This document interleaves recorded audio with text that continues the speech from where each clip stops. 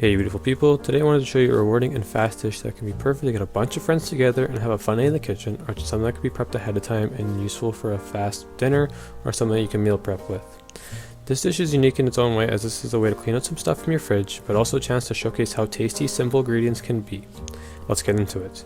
First, when selecting a flatbread for your pizza you want to use, there are a few things you may want to consider.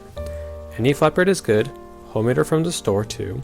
You can use a pizza crust if you want, but some form of pita or naan really alter the flavor and texture of the dish. Just use whatever is available to you, whether it be a tortilla or a naan. Just remember, thick flatbreads will hold a lot better and also give a well-rounded pizza experience that can be a little cheaper and healthy to make. Next, let's showcase some of the important ingredients that are going to be the stars of the dish. I'm using about half a kilogram of prosciutto. I know it's more expensive, but trust me, you deserve this, and this will elevate your dish to a new level. About 1 cup or 128 grams of cherry tomatoes, 2 cloves of garlic, half a shallot, and about 128 grams or 1 cup of basil, which half will be used for the sauce, half for the actual topping. Yes, there will be some cheese and some other toppings as well, but these are your key ingredients and they're making a tasty sauce and the pizza overall tasty. For the sauce, let's peel and chop the shallot in half, and then dice the shallot. After you make sure that the garlic is peeled and either minced by hand, you can use a garlic press if you have one, and thinly slice your basil to get little ribbons of basil for the sauce. Let's move these to the stovetop and start preparing the sauce. Get a medium saucepan onto the stove and cover the bottom in a thin layer of olive oil and heat it up over medium-low heat. Once the oil is starting to shimmer, add in your shallot and stir until everyone is covered. Drop the heat down a little and saute the shallot until very fragrant. This should take about maybe 2 minutes. Once your shallot is softened, run the garlic through a press or as you mince it and stir it also until fragrant. This should also take about another minute or two. Stir in the basil about after a minute and then stir in a 796 milliliter can of crushed tomatoes, or just a few cups.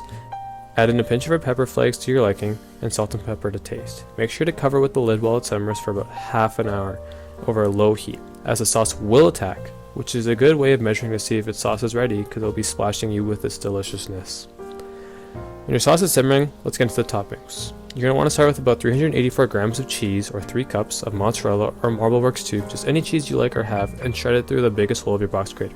Once shredded, put it in a bowl and place it on the side for now. Next, we're going to look at some veggies. We're going to be using artichokes and tomatoes from before. You can use fresh artichokes, just they take a while to prepare, so the canned version will do in a pinch. Use about 1 to 2 artichokes and dice in their quarters, as well as your tomatoes, dice in their quarters as well. Put those aside, and now we can start assembling the flatbread pizzas.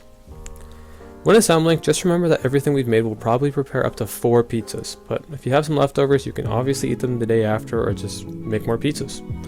Start with one of your flatbreads, in my case, naan, and take a ladle and pour a generous amount of sauce in the middle, and start spreading it and using it to the bottom of the ladle outwards. Just go edge to edge, or else you'll upset the pizza gods somewhere. Now, you want to add some form of leafy green. I use a baby arugula because I like the taste and the slight bitterness which contrasts the rich flavor of the pizza, but you can use spinach as well. Add a healthy layer of your grated cheese over the arugula, tear up some of your prosciutto and lay it over the pizza, and then add your artichokes and tomato. Finish with a drizzle of olive oil, some black pepper, and obviously with some extra red chili flakes. Once you've assembled a small army of pizzas, place them on a lightly greased sheet tray, making sure not to overcrowd, and place them into a preheated 350 degrees Fahrenheit oven, or 180 degrees Celsius, and bake them for about 15 minutes. Once time is up, take the pizzas out of the oven and let them rest for at least 1 minute, so the flavors can really develop and so you don't get burnt. I know, it'll be hard, but just wait it out.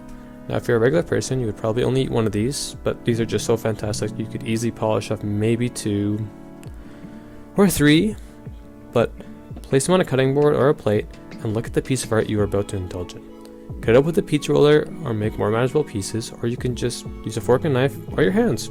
I don't judge, and neither will you once you get a taste of this. And until next time, stay hungry and stay curious.